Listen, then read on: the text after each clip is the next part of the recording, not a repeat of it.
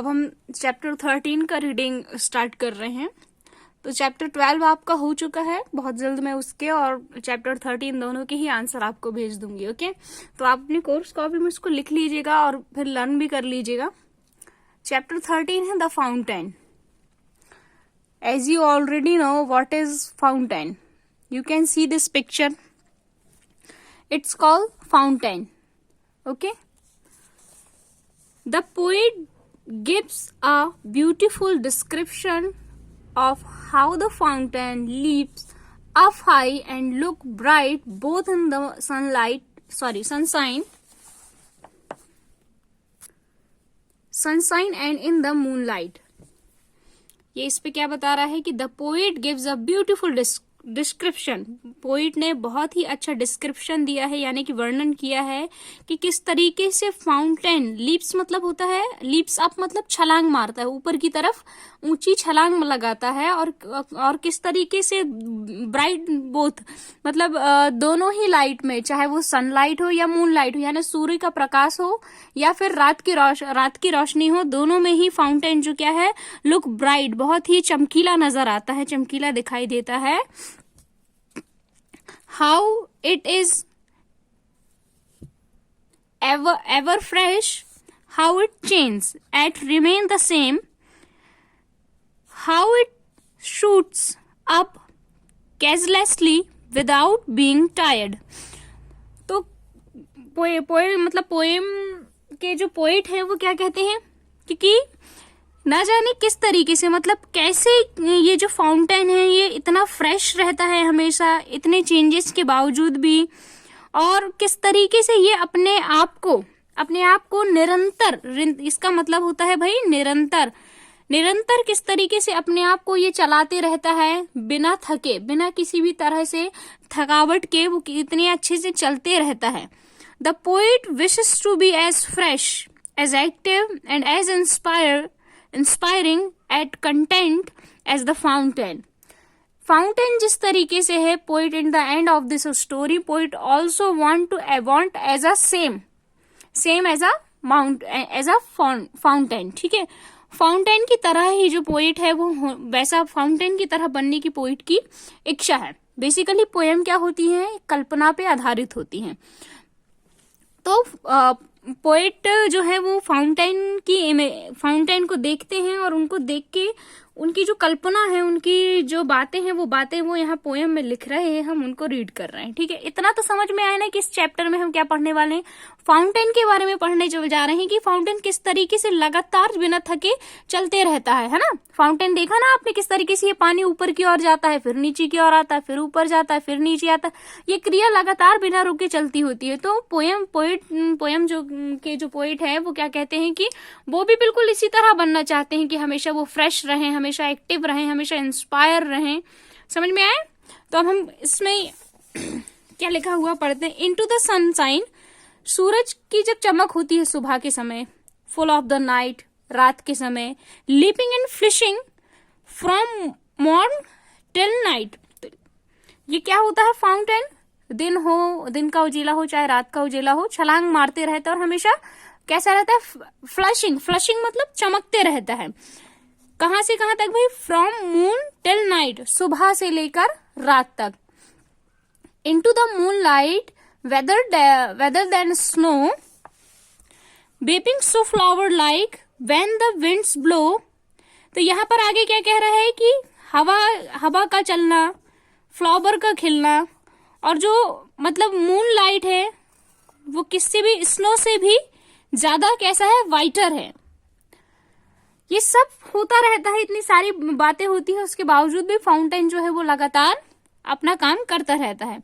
Into the star light rushing in spray, happy at midnight, happy by day, ever in motion, blithesome and cheery, still climbing heavenward. उसके बाद इसमें बताया गया है कि किस तरीके से यहाँ पर देखिए, यहाँ पे इसका मतलब होता है प्रसन्न होना, बहुत ही अधिक क्या हो जाना, खुश होना। ठीक है, और इसका मतलब होता है स्वर्ग। क्या होता है इसका मतलब, स्वर्ग। और इसका मतलब होता है हर्षित होना, बहुत ज्यादा खुश होना।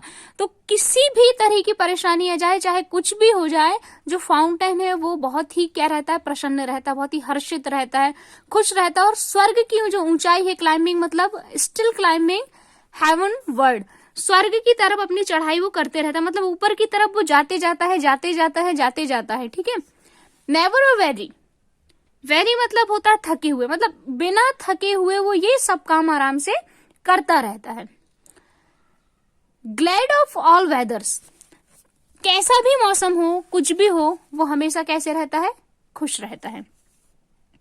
स्टिल सीमिंग बेस्ट, वेदर्स के चेंज होने के बावजूद भी वो स्टिल सीमिंग बेस्ट मतलब सबसे सुंदर, सबसे आकर्षक दिखता है। Upward to downward motion thy rest, full of a nature nothing can tame, change every moment ever the same, ceaseless inspiring ceaseless content. तो इसमें क्या बताया गया भाई आगे कि फाउंटेन क्या होता है, अपवर्ड ऊपर की तरफ जाता है, नीचे की तरफ जाता है, ऊपर की तरफ जाता है, नीचे की तरफ जाता है, full of nature it seems, nothing can टेम मतलब ऐसा कुछ भी नहीं है जो उसको रोक सकता हो, कुछ भी ऐसा नहीं है जो उसको रोक सकता हो, कोई भी मूवमेंट उसको चेंज नहीं कर सकता। ठीक है, वो हमेशा सेम रहता है, एग्जैक्टली सेम हर टाइम। इसका मतलब क्या हुआ, निरंतर, निरंतर आकांक्षा मतलब हमेशा इंस्पायर रहना, बिना रुके बिना रुके बिना रुके चलते रहना, बिना थके चलते रहना। कंटेंट मतलब सामग्री। ठीक है, नेक्स्ट क्या है इसमें, डार्कनेस और sunshine the elements, glorious fountain let me heart be, fresh changeful content constant upward like three. तो ये इंपॉर्टेंट लाइन है, पोएट जो है वो क्या कहते हैं कि जिस तरीके से fountain all time fresh active without any change लगातार चलते रहता है अपनी गति के अनुसार, जो उसका जो वे है उसके अनुसार वो चलते रहता है बिना किसी रुकावट के, ठीक उसी तरह पोएट जो है वो चाहते हैं कि मैं भी ऐसा ही रहूं, मैं भी हमेशा फ्रेश रहूं, कोई भी चीजें आए तो मुझे कुछ बदल ना सके, मैं हमेशा इंस्पायर्ड रहूं, एग्जैक्टली एज अ फाउंटेन की तरह मैं बहुत ही अधिक इंस्पायर्ड रहूं। ठीक है, यहाँ पर वर्ड्स लिखे हैं, उनकी मीनिंग लिखी हुई है, इनमें से बहुत सारे वर्ड हैं जो मैंने आपको अभी समझा चुकी हूँ, है ना। तो आप इनको क्या करेंगे, अपनी कॉपी में लिख भी लेंगे और फिर क्वेश्चन आंसर लिखेंगे। इंपॉर्टेंट क्वेश्चन है वो है ये कौन है, writer of the poem the fountain poem जो है उसके ये क्या है, राइटर है जेम्स रूसेल लाउल।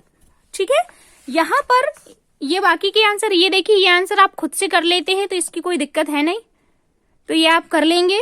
ये भी आप कर सकते हैं, इसमें राइमिंग वर्ड्स निकालना है, लाइट के जैसा जो भी है वो लिखना, स्नो के जैसा जो है वो लिखना, मून लाइट के जैसा जो है वो लिखना। चूज द करेक्ट आंसर में पोएम के राइटर ये हो गया। Blank of all weathers still seeming best, क्या आएगा भाई इसमें, ग्लेड ऑफ ऑल वेदर्स। आप पोएम से ढूंढेंगे, आपको आराम से समझ में आ जाएगा। ठीक है ना, इसको आप कर लेना, इसमें सनलाइट आएगा। एक बार और चेक कर ले रहे हैं अपन, देखिए यहाँ पर क्या लिखा था, यहाँ पर लिखा था अभी हमने देखे थे एक, इनटू द स्टारलाइट, क्या लिखा है यहाँ पर, into the whiter, into the moonlight आएगा इसका आंसर। क्या आएगा, मूनलाइट इसका आंसर लगा लेंगे आप। उसके बाद यहाँ पर वर्ड्स हैं तो इनके आंसर्स मैं भेज दूंगी आपको। आपकी कोर्स कॉपी में एक काम और छोटा सा करना है, आपको यहाँ पे जेम्स रूसेल लाउल के बारे में क्या करना है, लिखा हुआ है, इसको आपको इनका जैसे कि ये वॉज बॉर्न, इतने में उनका जन्म हुआ था, कहाँ हुआ था, कैम्ब्रिज में हुआ था, एजुकेटेड हार्वर्ड में इन्होंने पढ़ाई की है, फिर वो प्रोफेसर बन गए मॉडर्न लैंग्वेज के, American minister in England for 5 years, 5 सालों के लिए मिनिस्टर भी रह चुके हैं, जर्नलिस्ट भी रह चुके हैं वो, और फेमस पोएट भी रह चुके हैं।